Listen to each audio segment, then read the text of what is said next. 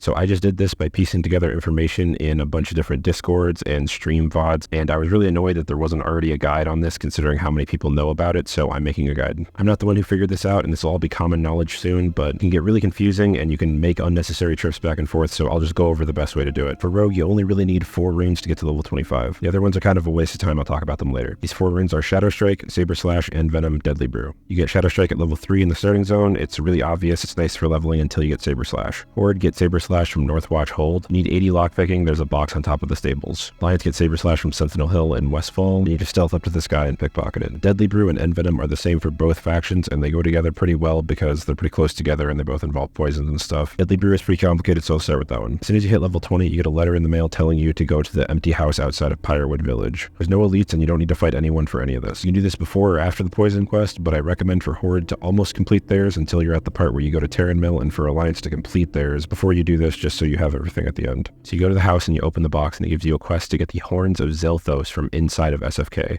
and you have to go in there alone. The quest also mentions that you need to talk to Phoenix, who's an engineering guy in the west side of the Windshear Crag in Stonetalon Mountain. This NPC most notably has limited supply jumper cable recipes, but now whenever you go to him, he has a repeatable quest where he will trade you explosives in exchange for a work order. You get the work order by pickpocketing builders and engineers at the top of the structure in the Cragpool Lake. This is usually where you kill Gorenzo Wrench Whistle for another quest. After you get it, you can just jump off and go to Phoenix, and because this is a repeatable and not a quest that you get from Phoenix, you never have to go to Phoenix in the first place, so you can only talk to him once to do the trade after you already get it. Okay, so now we got the bombs, it's time to actually go into SFK. So it's not that scary once you get in there, and you can die as many times as you want. It doesn't really mess anything up. We're trying to pickpocket 2 keys from 2 elites that only are in here when rogues come in here by themselves. Go into SFK like normal until you get to the kitchen, and then go up the ramp instead of going into the room. One of the elites is in this side hallway area that no one ever clears. The other elite is on top of the platform in the dining hall. Once you get both, you can retrace your steps, or you can die and run back. Then all you gotta do is go to the stables in the courtyard, combine the keys, and loot the box for the Horns of Zelthos. You just leave SFK the same way that you came in, or you can die and run back if you want. You can just hug the right side and fall down this little hill here, and it makes it really quick to just get back to the house. And be careful, there could be PvP here. Horde players are not flagged, and Alliance players are automatically flagged, so Alliance, you might get ganked by some really nasty undead rogue players who are trying to make a guide. But after you talk to the box again and turn in the quest, you probably are going to panic because nothing happens, but that is completely and totally normal. Now we're going to go get Envenom. If you're Horde, run back to town and then fly to Terran Mill to turn in your poison quest, then head to the backside of Durnhold Keep, and if you're Alliance, just start walking there. We're trying to get to the leatherworking vendor in the back of Durnhold, and you can just jump through the wall in the back and then stealth around pretty easy rather than going in through the front. Once you get to the vendor, purchase hot tip from him for 75 silver. Right click on it in your bags and jump out the backside and head for the river that goes up to Western Plaguelands. And then you just follow the river all the way up to the waterfall. Be careful, there can be mountain lions that are like level 30 something here and they could kill you. Once you get to the waterfall, go in the water. At the bottom there's a safe, open it, and you'll loot the Envenom rune. Then run back to Terran Mill or South Shore. You could also Earth to make this faster, and fly back to Undercity or Ironforge. As soon as you enter a major city, you'll get another letter that says that the rune is back in the box at the SFK house. So fly back out of Undercity to the Sepulchre, or out of Ironforge back to South Shore. And then just go back to the house and loot the rune out of the box. After you do this, you should have the max DPS PvE rune setup, Saber Slash, Envenom, and Deadly Brew.